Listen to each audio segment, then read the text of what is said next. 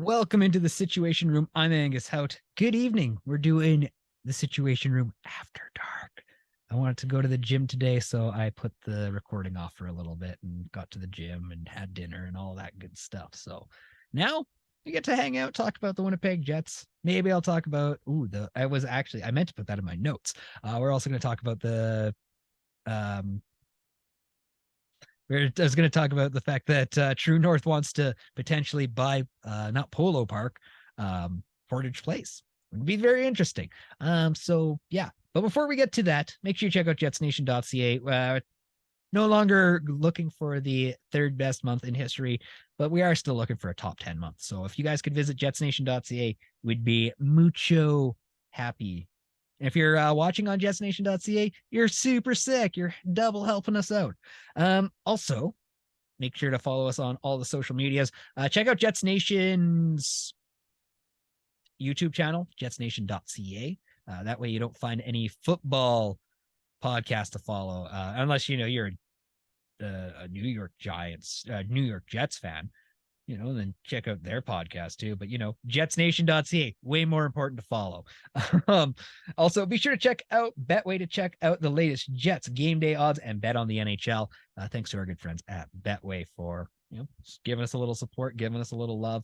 And yeah, when you guys check out jetsnation.ca, you guys are helping me out. You're helping the Nation Network out, and hopefully we're getting closer and closer to big enough numbers that we can have multiple writers, which would just take us to the next level. And, then it's not me and my poor grammar getting out to the good folks over at jetsnation.ca. All right. So the Jets, they've been good, but they've been losing games. And you can't just blame Connor Hellebuyck. You just can't. Yes, 3 goals on 9 shots last night against the Wild. Sucks, especially when down on the other side of the ice, Marc-Andre Fleury is having himself a night. 81, 82 shot attempts by the Jets, and 48 of them get to be on net, and 46 are stopped by Marc-Andre Fleury. Unbelievable night. What can you do if you can't beat a goalie? And you got to wonder, is it the Jets? Excuse me, you're not supposed to be on. Yeah, the Jets are just snake bitten, really. If they can't buy a goal to save their life, and it's a power play goal right now, but a couple weeks ago, was it not? The Jets couldn't buy a 5-on-5 goal, and it's the things are slowly starting to click. I mean, Nemestikov, a beauty. Timo Meier, the wrong guy. And Nino Niederreiter, beauty, stud. I love Nino Niederreiter. What he has brought to Kyle Connor and Mark Scheifele, amazing.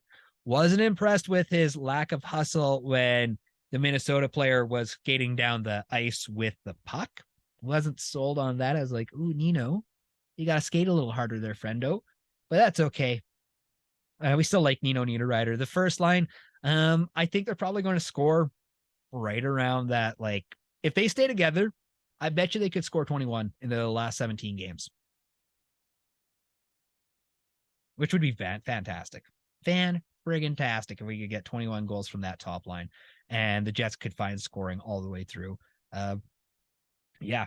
So the Jets, they have the confidence to do it. Connor Hellebuyck is kind of lacking confidence. He has not been great lately. And it's I don't want to shake my hand at Connor Hellebuyck and be like, hey, man, figure your crap out. You're playing awful. Because the guy has put the team on his back for the last, since he got into the league.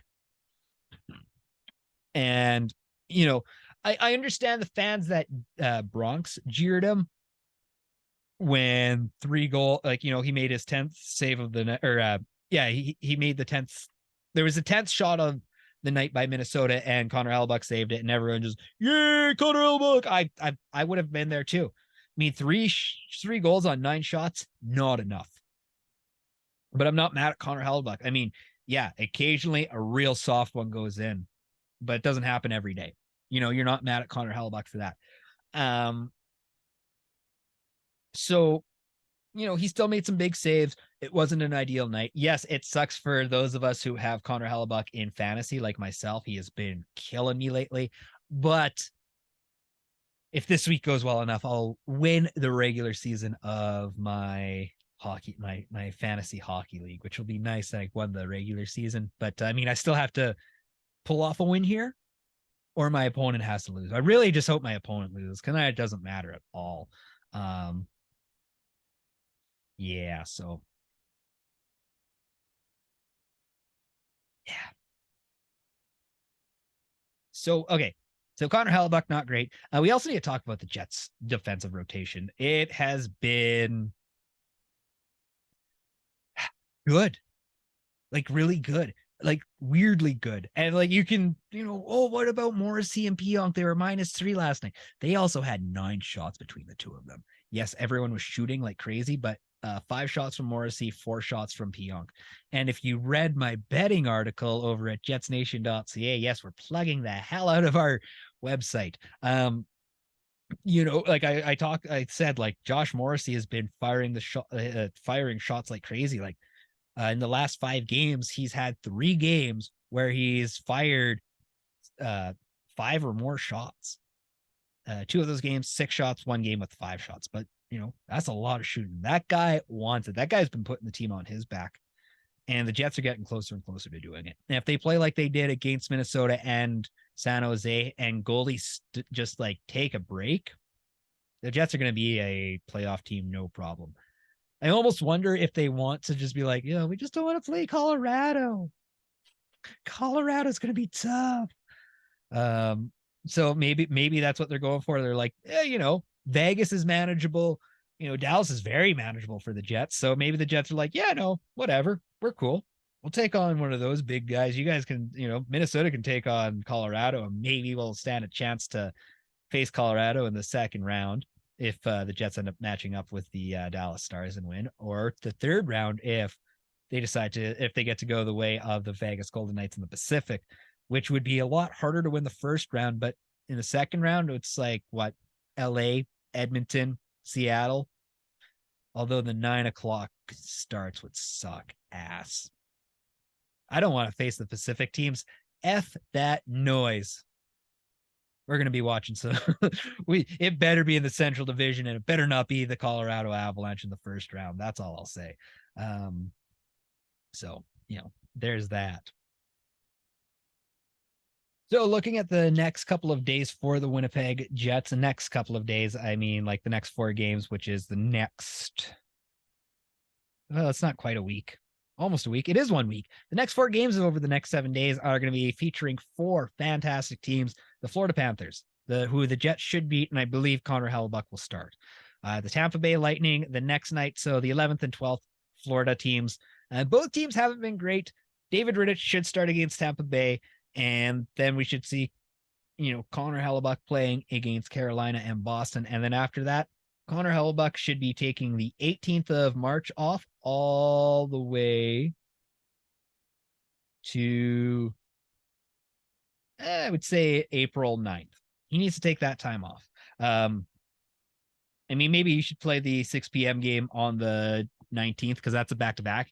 But really, I think that David Rittich should be able to handle this. Give Connor Hellebuyck a break. The guy has put the team on his back for like the last since he came into the league. So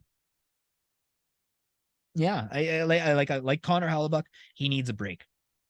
The Jets have been playing so well that I'm confident with David Rittich. David Rittich has proven to us you just need to score 3 goals and I can at least get you into overtime. And overtime's fine. And David Rittich has been fine in overtime as well. So I don't know. I want to believe in Big Save Dave after the 4 big games. And John Tavares was,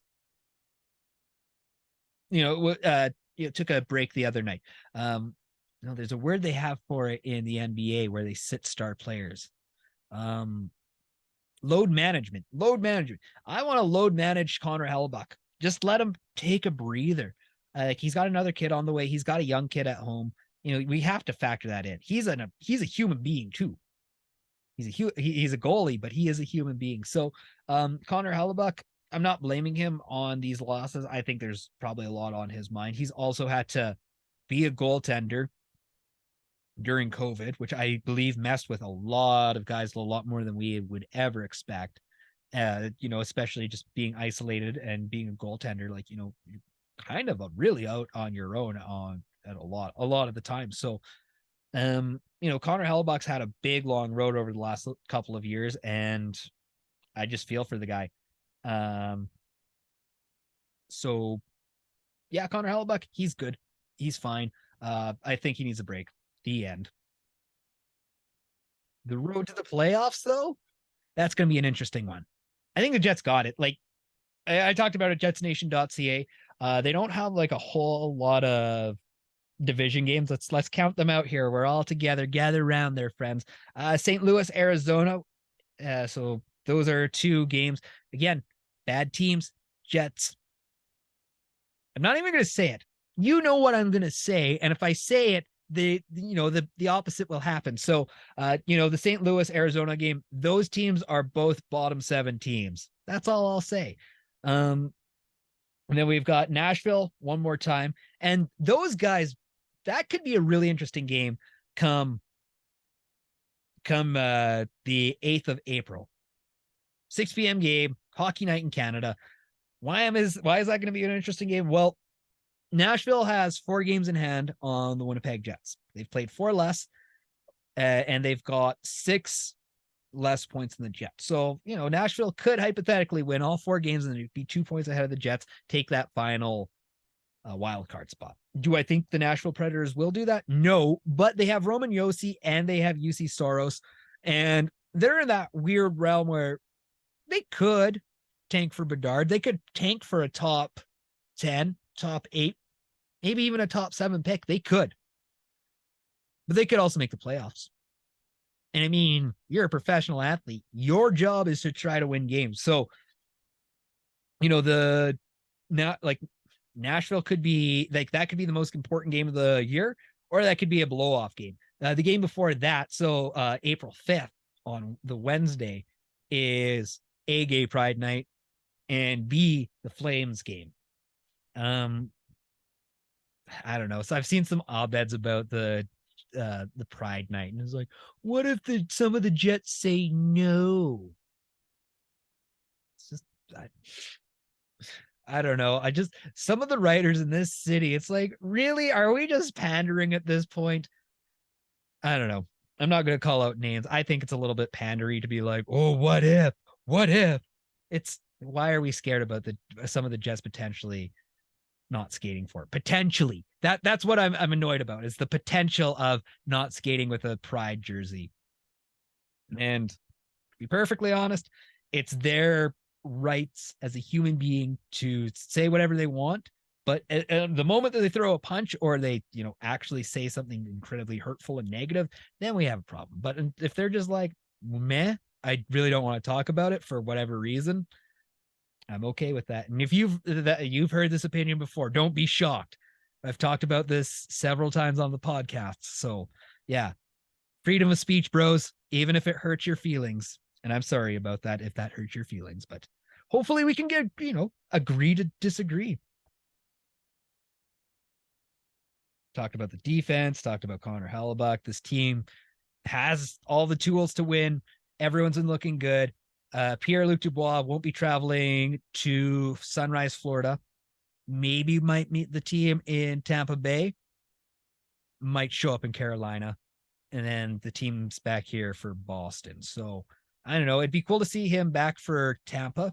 It'd be even better. And this isn't a reoccurring injury. This is an upper body injury. The last one was a lower body, and it was a nagging lower body. So like, this gives him more time to heal that lower nagging body, right? Yeah, right. So yeah, no Pierre-Luc Dubois. Nemestikov looks fine in the second line. I liked him there. Overall, actually, I really like the Jets lines against the Sharks. Wouldn't mind seeing some Sam Gagner action. I haven't been a fan of Appleton. 2 goals isn't enough, man. I don't care if, how few games you've played. I know he's been in some stressful situations playing way above his weight class, but he's got, I believe it's 1 power play goal and 1 empty netter. So it's just like, dude, Like Morgan Barron, even though he's not scoring on a totally regular basis, he's at least trying. He's noticeable out there. I don't notice Mason Appleton until I'm like looking for him. And it's like, oh, hey, there's Mason. Oh, okay. Goodbye, Mason. I hope he figures it all in the fourth line, but I kind of want to see some more Sam Gagner there. So that's all I got to say. So let's shout out our good friends at Betway one more time because, well, without them, well, I mean, someone keeps the lights on around here. It's not me. It'd be cool if Betway kept the lights on and then we could have a better studio that's in a less, it's not dank or grungy. It's just an incomplete room. But because it's incomplete, it's the perfect podcast space. So yeah, either way, shout out to our good friends at Betway. Be sure to check out Betway to check out the latest Jets game day odds and bet on the NHL. Have yourself a fantastic, and if you're listening to this at 9:30, have yourself a great night. And if you're probably listening to this Friday morning, have a great day. Have a great Friday. Have a great weekend. May all the best happen to you. May the Jets win. And may we stop panicking about this team. And may the Connor Hellebuyck slander end. Peace and grace, friends. We'll talk to you again soon.